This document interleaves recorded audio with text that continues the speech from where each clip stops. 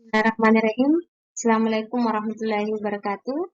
Ketemu lagi dengan saya, Maria Ulfa, di mata kuliah Manajemen Farmasi.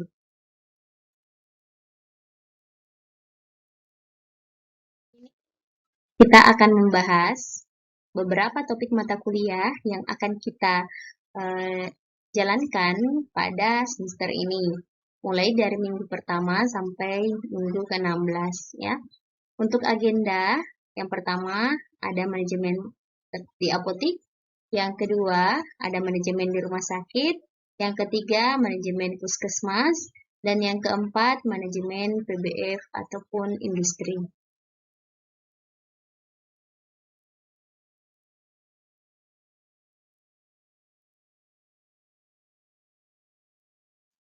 Oke, baik. Pertama-tama yang perlu kita pahami dulu apa itu manajemen. Nah, manajemen ini berasal dari bahasa Prancis kuno yang disebut dengan manajemen. Artinya seni melaksanakan dan mengatur.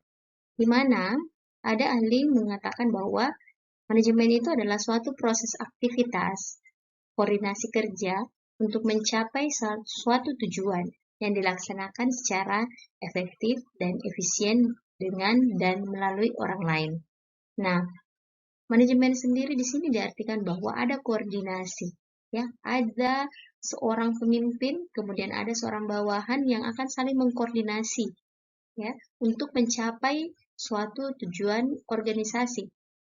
Nanti dikatakan di sini secara efektif, efisien melalui orang lain. Jadi kita tidak bisa bekerja sendiri-sendiri. Harus ada bantuan orang lain atau kelompok.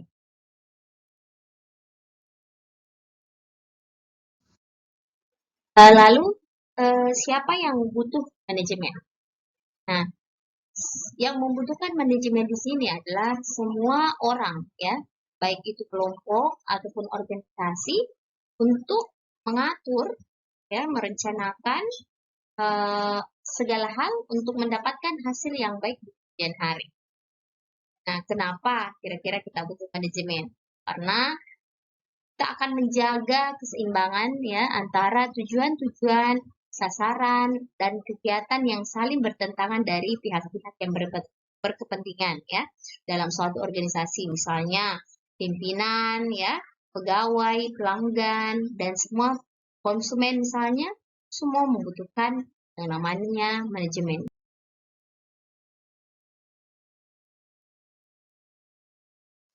Nah, kira-kira mengapa manajemen itu sangat dibutuhkan? Yang pertama, bahwa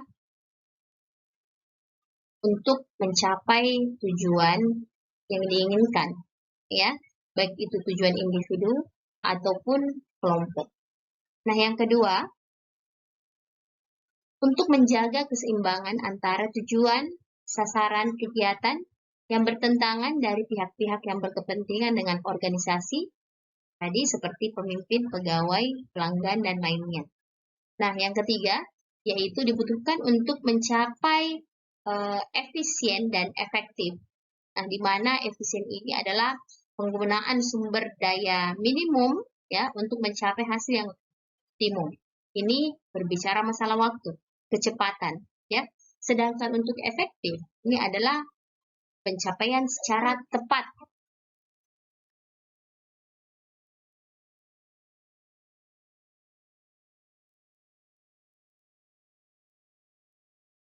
Untuk mencapai sasaran atau tujuan yang kita harapkan tadi, ya, ada fungsi-fungsi manajemen yang harus kita laksanakan, ya. Yang pertama yaitu ada namanya perencanaan atau kita sebut dengan planning. Nah, planning sendiri di sini adalah menentukan ya arah atau tujuan bagaimana cara agar pencapaian tersebut dapat dilakukan dengan baik. Ya, misalnya kita mau membangun suatu apotek, ya, tentu kita punya planning. Nah, planningnya misalnya saya akan membangun apotek di daerah, ya, misalnya di padat penduduk. Kemudian saya akan membangun apotek dengan sumber dana sekian, ya. Saya akan membangun apotek dengan menggaji karyawan sekian. Karyawan itu misalnya ada 2 orang atau 3 orang dan seterusnya. Itu adalah planning atau perencanaan. Nah, selanjutnya setelah kita melakukan planning, kita melakukan perorganisasian atau kita sebut dengan organizing. Organizing di sini adalah menentukan bagaimana penyusunan organisasi dengan sehingga aktivitas tersebut dapat dilakukan. Jadi kita menyusun misalnya, oh saya bangun tadi ya, kita sudah perencanakan, saya bangun apotek misalnya di daerah ya. Nah, kita mengorganisasi ya. Jadi setelah ini kita lakukan apa? Kita misalnya lakukan pendaftaran ya, atau misalnya kita membuat SIPA atau siap mencari apotek, mencari apoteker dan seterusnya. Nah, setelah itu kita organizing ya, kita arahkan ya. Jadi setelah itu pengorganisasian ada namanya pengarahan. Nah, pengarahan ini adalah proses motivasi anggota organisasi agar planning tersebut dapat dijalankan. Tadi sudah ada misalnya pegawai ya, pegawai TTK ataupun apoteker yang kita angkat ya sebagai pegawai kita, misalnya di apotek. Nah, kita akan mengarahkan seperti apa visi misi ke depannya apotek ini. Tentu untuk menjalankan ini, pegawai dan pemilik sarana dan apoteker tentu harus punya visi yang sama untuk bisa mencapai tujuan tertentu ya. Nah, setelah itu dilakukan pengarahan, tentu dilanjutkan dengan pengawasan. Nah, setelah semuanya berjalan sampai berjalan sesuai dengan tujuannya, sesuai dengan kegiatan yang akan kita lakukan misalnya di apotek itu, kita tetap ada namanya controlling atau pengawasan. Nah, apa itu pengawasan? Ya, monitoring atau perbaikan aktivitas yang sedang berjalan agar tujuan tersebut dapat tercapai. Nah, setiap organisasi atau setiap kelompok ya kegiatan tentu adanya namanya pengawasan karena kita harus memperbaiki aktivitas yang dan kita evaluasi kira-kira misalnya selama kita buka apotek kira-kira kenapa masih penjualannya sekian, kenapa belum bisa penjualannya sekian. Tentu ada target ya. Kita evaluasi semua. Kemudian misalnya kita evaluasi juga sumber dayanya ya. Oh ini misalnya namanya misalnya Rani ya. Rani ini kenapa sering terlambat, kenapa sering tidak masuk. Nah, itu semua harus kita evaluasi. Ya, bukan hanya sumber dayanya, tapi juga kegiatan yang ada atau yang sedang berlangsung. Selanjutnya, fungsi dari manajemen ini akan terlaksana dengan memulai melakukan perencanaan terlebih dahulu. Jadi, suatu kegiatan atau suatu bentuk organisasi itu yang pertama kali dilakukan adalah perencanaan terlebih dahulu. Seterusnya sampai pengawasan. Namun, ya, fungsi ini memiliki keterkaitan sehingga 4 fungsi ini semua bisa dilakukan dengan baik.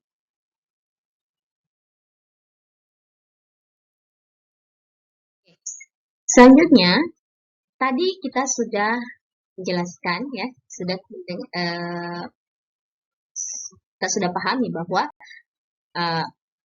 manajemen itu sangat dibutuhkan karena ada tujuan, ada target yang akan kita capai ya, baik itu secara efektif ataupun efisien. Nah, untuk mendapatkan target itu tentu ada namanya proses. Tadi saya juga sudah jelaskan tentang seperti apa proses tersebut dan fungsi-fungsi manajemen tersebut ya. Ada planning, organisasi, evaluating dan controlling. Nah, untuk menjalankan semua ini tentu ada namanya sumber daya manusia atau pekerja atau orangnya ya. Nah, sumber daya manusia ini harus dioptimalkan untuk melakukan fungsi organisasi ini, fungsi manajemen ini sehingga semua berjalan lancar hingga target yang kita harapkan sesuai dengan planning awalnya ya. Nah, dalam sumber daya manusia sendiri ya, ada namanya manajer. Manajer ini adalah pemimpin seseorang ya yang bekerja melalui orang lain untuk mengordinasikan kegiatan-kegiatan yang mereka ingin capai. sasaran-sasaran organisasi ya. Kemudian seseorang ini dipilih karena pengalamannya, pengetahuannya, atau keterampilannya yang diakui oleh organisasi untuk memimpin, ya, mengatur, mengelola, mengendalikan, dan mengembangkan kegiatan organisasi dalam rangka untuk mencapai tujuan bersama. Itu adalah manajer, ya. Mungkin adik-adik sekalian sudah pernah mendengar siapa itu manajer, ya.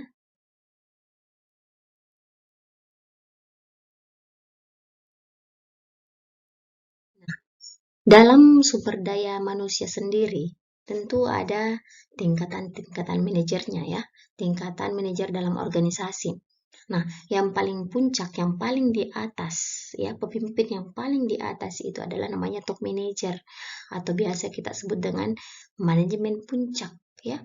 Nah, ini kita kenal dengan nama executive officer, ya, yang bertugas. Nah, tugas-tugasnya ini adalah menjalankan semua strategi-strategi yang sudah disusun dan kegiatan perusahaan secara umum dan menjalankan ya perusahaannya. Contohnya misalnya top manager adalah CEO, ya, Chief Executive Officer. Nah, itu adalah top manager bagian paling tertinggi. Selanjutnya di bawahnya ada namanya tingkat menengah, manajer tingkat menengah, atau kita sebut dengan middle ya manajemen. Nah, siapa itu manajemen? Nah, ini middle management ini mencakup semua manajemen yang berada di antara manajer lini pertama dan manajemen puncak, dan tugasnya sebagai penghubung antar keduanya ya.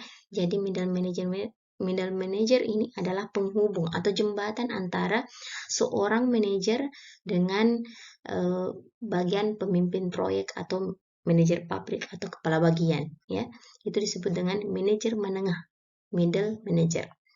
Nah, di bawahnya lagi ada namanya manajemen lini pertama atau first line management ya, atau first line manager. Nah, orang yang berada di bawah middle manager ini dikenal dengan istilah manajemen operasional ya. Nah, tingkatan dari manajemen ini yang paling rendah di antara tingkatan manajer yang lain. Ya. Apa tugasnya? Yaitu mengawasi dan memimpin karyawan non-manajerial yang ada di dalam proses produksi. Jadi dia adalah manajer tingkatan terendah ya yang bertugas mengatur ya, mengawasi karyawan non-manajerial. Misalnya kita sebut dengan penyedia atau supervisor ya, manajer shift, manajer area atau manajer kantor, manajer departemen dan atau mandor ya. Kalau biasanya sering kita dengar istilah mandor. Nah, dia mengawasi. Nah, di bawah dari first line management ya tentu ada namanya karyawan non manajerial ya. Nah, apa yang dilaksanakan karyawan non-manajerial yaitu melaksanakan tugasnya sesuai dengan keahlian yang dimiliki. Oke.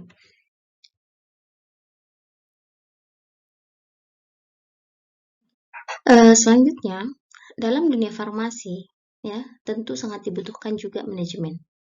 Dimanapun kita bekerja, baik itu perusahaan, ya perusahaan swasta ataupun pemerintah, tentu ada namanya manajemen. Nah, dalam dunia farmasi sendiri dikenal istilah manajemen farmasi ya. Jadi untuk menjalankan aktivitas dalam bidang farmasi tentu sangat dibutuhkan namanya manajemen farmasi. Nah, apa itu manajemen farmasi ya? Merupakan aktivitas koordinasi dalam dunia atau lingkup farmasi untuk memenuhi kebutuhan selama kegiatan pengelolaan perbekalan farmasi. Misalnya di rumah sakit ya, tentu ada namanya pengelolaan perbekalan farmasi.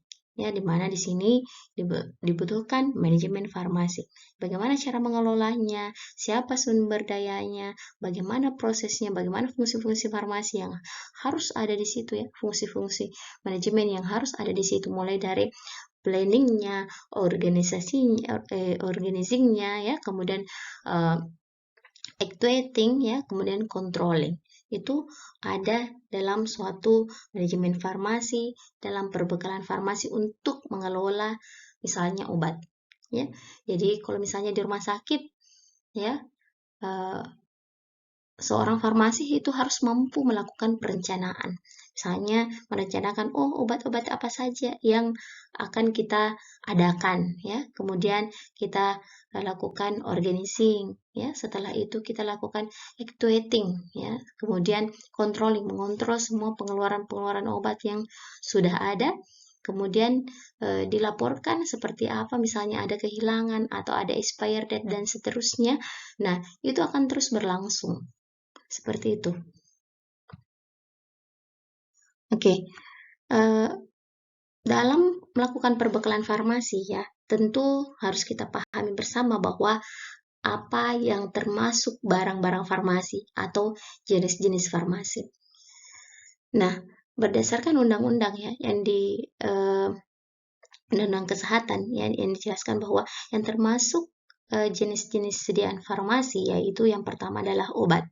Tentu adik-adik sekalian sudah pernah mendengar apa itu obat, bahkan sudah mengkonsumsi obat ya. Jadi sudah paham apa itu obat. Nah, yang kita maksud obat di sini adalah bahan atau paduan bahan ya, termasuk produk biologi yang digunakan untuk mempengaruhi atau menyelidiki sistem fisiologi atau keadaan patologi dalam rangka penetapan diagnosis, pencegahan, penyembuhan, pemulihan, ya, peningkatan kesehatan dan kontrasepsi untuk manusia. Itu yang disebut dengan obat. Nah, di samping obat ada juga bahan baku. Ya, bahan baku di sini yang dimaksud bahan baku adalah bahan yang berkhasiat ataupun tidak berkhasiat, ya, yang digunakan untuk pengelolaan obat dengan standar atau mutu sesuai dengan bahan baku farmasi. Kalau misalnya adik-adik nanti di mata kuliah farmastika dasar ya, kalian akan melihat bahan baku. Ya, bahan baku itu misalnya bahan obat yang belum diproses atau yang belum diolah, baik itu bahan tambahannya, baik itu zat aktifnya ya, itu disebut dengan bahan baku. Selanjutnya, sediaan farmasi adalah obat tradisional dan bahan baku obat tradisional. Jadi seorang farmasi itu mampu dan harus pahami apa yang dimaksud dengan obat tradisional ya. Jadi kalau kita dengar, sering kita dengar di masyarakat ada namanya obat tradisional ya. Betul ya bahwa obat tradisional itu adalah bahan atau ramuan bahan yang berupa bahan tumbuhan, bahan hewan ya, baik mineral, sediaan klinik atau campuran dari beberapa obat-obat tersebut ya, secara turun-temurun itu digunakan untuk pengobatan berdasarkan pengalaman, yaitu termasuk obat-obat tradisional. Selanjutnya, yang termasuk sediaan farmasi adalah alat kesehatan. Kalau misalnya kita sering berkunjung di rumah sakit ataupun misalnya berkunjung di puskesmas, tentu tidak asing dengan alat-alat ini ya, alat-alat farmasi. Nah, yang termasuk dari alat-alat farmasi di sini adalah instrumen ya, kemudian ada aparatus, mesin atau implan yang tidak mengandung obat yang digunakan untuk mencegah, mendiagnosis, menyembuhkan, meringankan penyakit, merawat orang sakit, memulihkan kesehatan dan seterusnya. Alat kesehatan ini bisa juga kita lihat misalnya di apotik ada infus set ya, ada kateter. Nah, itu semua termasuk alat farmasi atau alat kesehatan. Nah, selanjutnya kosmetik juga masuk dalam kategori ini. Jadi, seorang farmasi sangat luas cakupannya. Seorang farmasi harus mampu mengetahui, membuat, ya, memahami apa itu sediaan kosmetik. Nah, sediaan kosmetik ini adalah bahan atau sediaan yang dimaksudkan untuk digunakan pada bagian luar tubuh, ya, baik itu di bagian epidermis kulit, ya, kemudian di rambut, kuku, bibir, ya, organ genital, gigi, mukosa mulut, terutama membersihkan ya, mewangikan, mengubah penampilan dan memperbaiki bau badan atau melindungi atau memelihara tubuh pada kondisi baik. Jadi kosmetik itu ada banyak sekali macam-macamnya ya. kenapa seorang farmasi harus mempelajari ilmu manajemen farmasi ini? Karena suatu saat nanti kita bisa ditempatkan atau beberapa kajian farmasi kita bisa ditempatkan di bagian produksi, ya, di bagian operasi kalau misalnya dalam suatu industri, bagian pengawasan mutu atau biasa bagian quality assurance, ya. Kemudian di bagian distribusi farmasi, misalnya di PBF, kita juga harus pahami di situ ada perbekalan farmasi. Nah, di situ juga diperlukan fungsi manajemen. Kemudian di bagian pelayanan pun, ya, bagian pelayanan, bagian pelatihan dan pengembangan, ya. Kemudian pendidikan dan pelatihan, pemerintahan lebih-lebih itu pasti akan butuh namanya ilmu manajemen farmasi, ya. Nanti kita akan dalami atau kita kaji lebih dalam lagi nanti di pembahasan atau minggu-minggu selanjutnya. Nah, apa tujuannya, ya? Apa tujuannya kita pelajari ilmu ini? Nah, yang pertama, karena kita seorang farmasi itu akan melakukan pengelolaan obat yang efisien, ya, efisien. Karena kalau misalnya tidak efisien, itu bisa saja berdampak negatif terhadap biaya operasional itu sendiri, ya. Bisa juga berdampak pada ketersediaan obat. Nah, misalnya kalau di rumah sakit, kalau kita tidak fungsikan, ya, tidak fungsikan ilmu manajemen, ya, di situ, ya, kemungkinan besar akan terjadi biaya-biaya operasional yang mungkin tidak kita duga, ya. Misalnya pembelian obat yang sangat begitu besar, ya, padahal yang dibutuhkan itu tidak sesuai. Misalnya orang butuhnya misalnya obat-obat yang murah, ya, misalnya obat-obat generik, ya, paracetamol misalnya, acetaminophen. Kemudian kita merencanakan atau membeli obat golongan-golongan obat dagang, misalnya acetaminophen yang patennya, ya, misalnya Mevinal, ya, kemudian Pamol, itu kan semua termasuk obat merek dagang. Nah, kalau misalnya kita sediakan yang seperti itu, ya tentu ada biaya yang sangat tinggi. Nah, tentu dalam pengelolaan itu harus kita perhatikan bahwa tidak semua dengan biaya pengelolaan tinggi itu mampu memanajemen atau mampu memenuhi semua kebutuhan. Karena di rumah sakit misalnya akan banyak item obat yang dibutuhkan, bukan hanya satu atau dua, ya. Jadi harus mampu mengelola sediaan farmasi yang efisien. Selanjutnya, menjaga ketersediaan obat. Ini dalam pengelolaan obat yang tidak efisien itu bisa menyebabkan ketersediaan obat menjadi berkurang, ya. Terjadi kekosongan obat. Misalnya, kalau kita tidak fungsikan ilmu manajemen di sini, ya misalnya kita merencanakan, ya, kita tidak melakukan perencanaan, pokoknya beli saja. Apa yang kita butuhkan lagi misalnya dalam bulan ini, apa stok bulan kemarin, itu kita stok bulan ini. Nah, kita tidak lihat, kita tidak rencanakan, oh obat ini kosong, kita tidak peduli itu misalnya, ya. Kita tidak peduli itu. Oh, terserah mau kosong ke mau tidak, kayak jelasnya so misalnya beli ini. Itu tidak bisa seperti itu. Karena dalam dunia farmasi, dalam mengelola sediaan obat, ada trik-trik khusus, ya. Bagaimana perencanaannya, ya. Bagaimana pembeliannya, bagaimana pengadaannya, pakai metode apa, kemudian penerimaannya, apa-apa yang perlu diperhatikan. Kalau tidak seperti ini kemungkinan akan rugi, kalau tidak seperti ini mungkin kemungkinan akan ada barang-barang expire yang tidak laku, ya. Nah, itu semua untuk menjaga ketersediaan obat. Jangan sampai di rumah sakit misalnya ada obat yang paling dibutuhkan, paling urgent, tidak disediakan. Nah, ini bahaya, ya. Kemudian hati-hati juga, yang ketiga adalah hati-hati pada anggaran. Menyerap anggaran besar harus kita pilih-pilih. Makanya dalam dunia farmasi, dalam dunia manajemen farmasi, kita harus mampu, ya, melihat berapa anggaran yang dibutuhkan untuk mengelola obat ini. Karena tidak semua di rumah sakit itu mengelola obat, ada banyak ya. Jadi ini bagian terpenting karena ini masalah anggaran rumah sakit. Makanya kita harus mampu menyesuaikan anggaran yang dibutuhkan dengan anggaran yang ada. Oke, baik. Dalam siklus pengelolaan perbekalan farmasi atau biasa disebut dengan drug management cycle, ada beberapa poin-poin penting yang harus kita pahami. Ya, dalam siklus ini yang pertama yaitu adalah selection atau seleksi obat.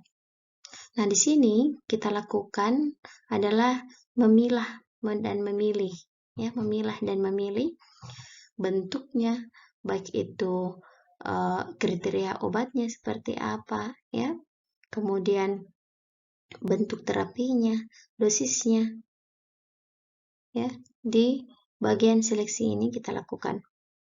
Nah, untuk apa? Untuk meningkatkan efisiensi obat yang tersedia, ya, mengurangi dampak negatif dari kekosongan obat. Kita lakukan penyeleksian, ya. Kemudian selanjutnya procurement, ya, atau kita sebut dengan proses pengadaan. Nah, dalam suatu proses pengadaan ini, setelah kita lakukan seleksi atau perencanaan di sini, ya, kita lakukan namanya pengadaan atau procurement. Nah, di sini procurement ini adalah mengadakan obat. Budgetnya berapa, ya, dananya berapa, kemudian siapa yang mengadakan, metode apa yang digunakan, ya, kemudian bagaimana cara penerimaannya, ya. Jadi nanti kita akan pelajari lebih detail. Kemudian setelah itu ada distribusi.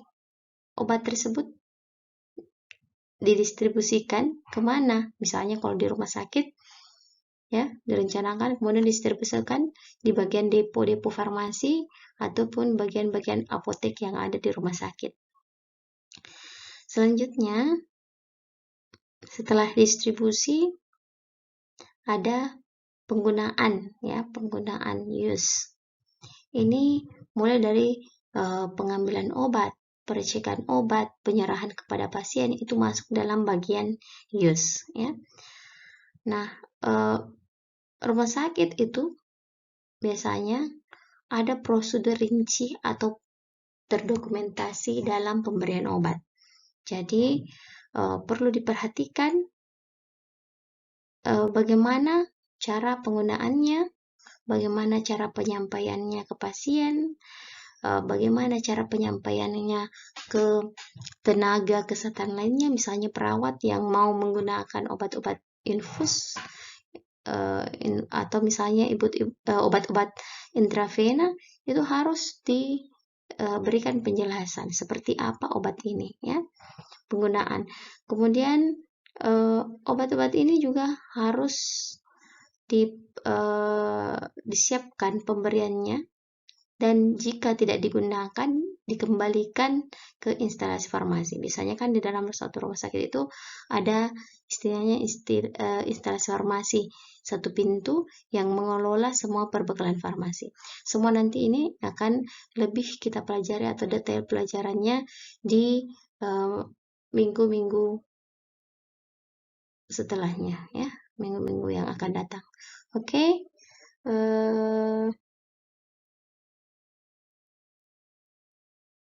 Oke, baik adik-adik, bagaimana sudah ada sedikit gambaran, ya, mengenai apa itu ilmu manajemen farmasi. Jadi nanti kita akan bahas lagi lebih detailnya di minggu yang akan datang. Oke, cukup untuk kali ini. Sekian atas perhatiannya. Semoga ilmu yang diberikan dapat bermanfaat. Sekian, Assalamualaikum warahmatullahi wabarakatuh.